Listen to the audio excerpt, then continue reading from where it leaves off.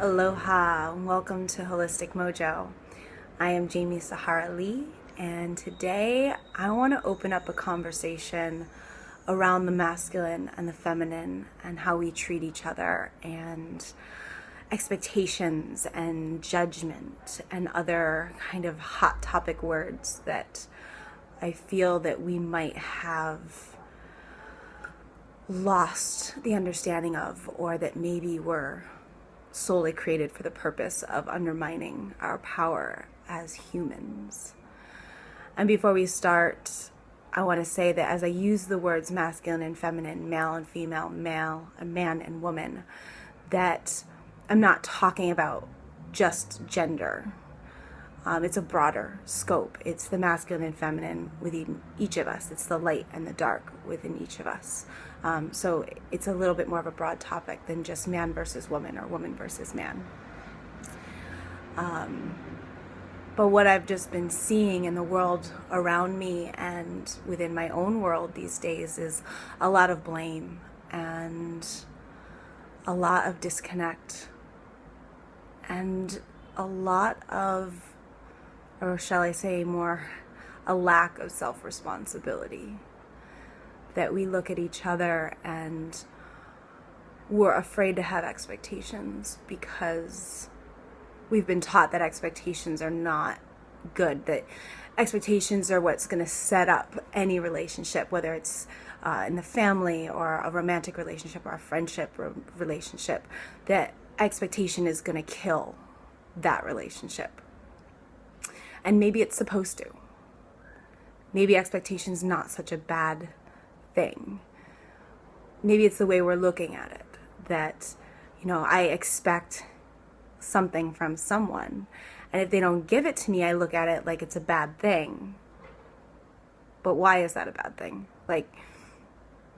That's like, you must be this tall to ride this ride. You must be this to be in my life. And people look at that like it's an ultimatum, and it's not. They look at it like it's a judgment. It's not, at least not in the negative sense, because we don't walk up to a ride in an amusement park and say you have to be this tall to ride this ride, and then I'm 2 inches shorter than that, and I'm bummed because I want to ride that ride, but I'm not supposed to ride that ride right now. If I was supposed to ride it, I'd be tall enough, or it would be shorter. I don't get mad at the ride. I'm just like, all right, I'll be over there on the Ferris wheel, on the teacups. But we do this to people. People set a boundary that says you must be this tall to ride this ride, and we get mad at them. We think that they're bad people. We think that they're crazy. We think any number of things, instead of just being like, all right, cool. Be well. Go on with your badass self. And I've watched, especially with the way that the feminine has been taught, I've watched myself these last few weeks, and I'm in Argentina right now, and I'm with a group of women, and I love these women, and it's been really interesting to just watch our realities and our belief systems, and to spend 4 weeks kind of just like surrounded by a core group of women. You see so much of yourself in each other, and you see so much of the bullshit that society puts into us. And one thing I've really noticed is the crazy factor. And I set up a date with a guy a week ago, 2 weeks ago, and he was supposed to pick me up, and I didn't have a time, and we got into a little back and forth on the phone and text messaging, and it was one of those like, hey, no, it's cool, why don't we just cancel, like, you got shit going on, no problem, no harm, no foul. And I said that in a text message, and he didn't read it, he didn't respond, and I'm sitting here waiting, and I'm like, you're wasting my time. I got shit I could be doing. I could be sleeping, I could be doing whatever. But it's like, I can see that you're online and you are just straight up disrespecting me. So after 2 hours, I was like, you know what? I'm a cancel. And then he reads it and he doesn't respond. And then I get a lengthy response. I'm so sorry. This isn't like me, yada, yada, yada, yada. And I was like, nah, it's done. Like, you don't respect my time. You don't respect me. You must be this tall to ride this ride. And you're about 7 inches too short. So teacups are that way. And I sent the message. It was much politer than that. I sent the message. I put my phone down on the table, and then I looked angry, I guess. And my girlfriend looked at me and said something about, don't be mad at him. And I was like, I'm not. I'm mad at me. Because when I put that phone down, I had a moment of doubt. I had a moment of feeling guilty. I had that moment of, what if he thinks I'm crazy? And that's what we're taught in the media, in our family relationships, in school. Like, you are a woman and you are emotional and you are unreasonable. And if you set boundaries, some man or some other person is going to say that you're crazy. I mean, look what's happening in our political field right now. We just elected a president who feels that he can go around and grab any woman he wants. And when a woman sets a boundary or gets angry with him or gets irritated or questions him, he's quick to say, oh, she's on her period. She's just pouring blood out of her body. And he's this perfect character for what's going on in the world, because we've been doing this. La, la, la, la, la, la, la, la. I can't hear it. I can't see it. We've been ignoring it. And it is real. It's happening. And it happens every day. And I look back at all of my relationships, and when I've had to set a boundary and be like, this isn't okay, how often I'm told I'm crazy, or it's turned around on me that, no, this is your fault. And I was like, it was nobody's fault. Like, I wasn't tall enough to ride your ride, or you weren't tall enough to ride my ride. Like, there's nothing wrong with that.